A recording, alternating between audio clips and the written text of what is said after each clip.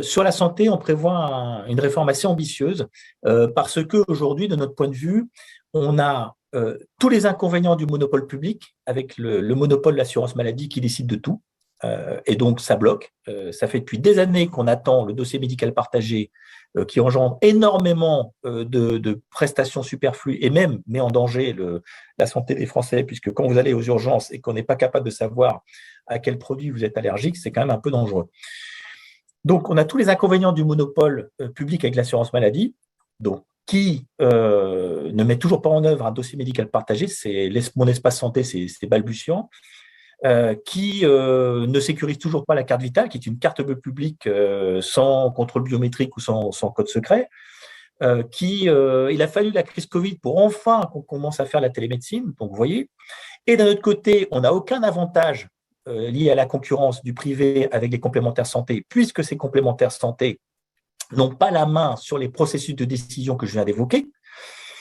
Et cerise sur le gâteau, vous avez double frais de gestion. C'est-à-dire que votre dossier de remboursement, qui parfois est remboursé d'ailleurs 2,45 € par la sécurité sociale, vous allez devoir payer un salarié de la sécurité sociale qui va traiter votre dossier et qui va renvoyer votre dossier à la complémentaire. Donc, le système n'est pas du tout efficient. Et d'ailleurs, il y a un chiffre qui est parlant, c'est qu'il y a 30% de dépenses superflues en France sur l'assurance maladie, 230 milliards d'euros, les dépenses de santé. Dans la moyenne des pays de l'OCDE, c'est 15%.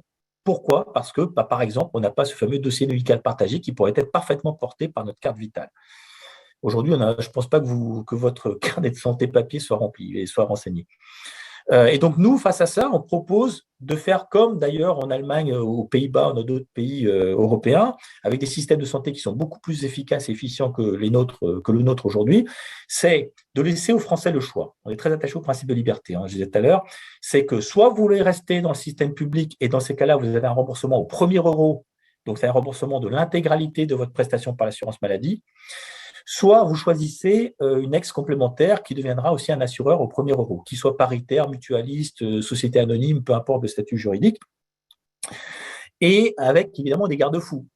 C'est-à-dire que l'État imposera un remboursement à 100% déjà d'un certain nombre de pathologies, évidemment les plus graves, et après le reste c'est de l'optionnel. Et puis, donc l'État aussi définira les règles du marché et un marché contrôlé et interdira évidemment à un prestataire de ne plus rembourser quelqu'un qui commencerait à coûter entre guillemets trop cher de par ces différentes pathologies. Donc finalement, de mettre le système sous tension avec d'un côté le choix du public ou du privé. Si vous choisissez l'assurance maladie, vos cotisations sont toujours prélevées sur votre comment dirais-je, votre salaire. Et si vous choisissez une ex-complémentaire, on va dire, tous les cotisations maladie reviennent sur votre salaire net et c'est à vous de choisir. Et pour les Français les plus en difficulté, on prévoit un chèque santé qui correspond à la moyenne des cotisations, quels que soient les assureurs, et ce qui permettra à tous les Français, même en difficulté, de choisir un assureur qui ne pourra pas refuser, à partir du moment où vous êtes solvable, ne pourra pas refuser de toute façon n'importe quelle personne. Alors qu'aujourd'hui, le système est un peu hypocrite, puisque pourquoi tout le monde va aux urgences ? Parce qu'aujourd'hui, quand vous êtes en difficulté, vous êtes allocataire de la CMU, beaucoup de médecins libéraux, qu'ils soient généralistes ou spécialistes, sous différentes excuses, vont dire non, j'ai ma patientèle, j'ai pas de place, etc., etc., etc. Alors que là, vous aurez un chèque santé et vous pourrez aller choisir votre assureur comme n'importe quel autre Français.